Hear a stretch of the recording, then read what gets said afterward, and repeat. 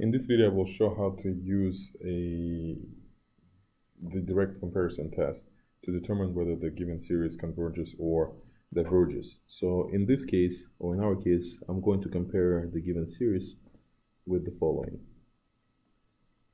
The series that we have is definitely less than this. Why? Well, because in the denominator we have +3, which makes it smaller, and in the numerator we have -1, which also makes it smaller.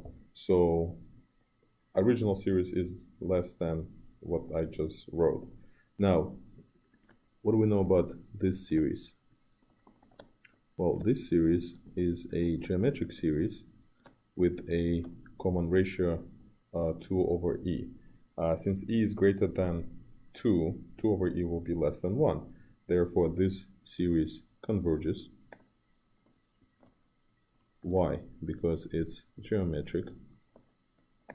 Geometric with common ratio 2/e less than 1. And therefore, the original series also converges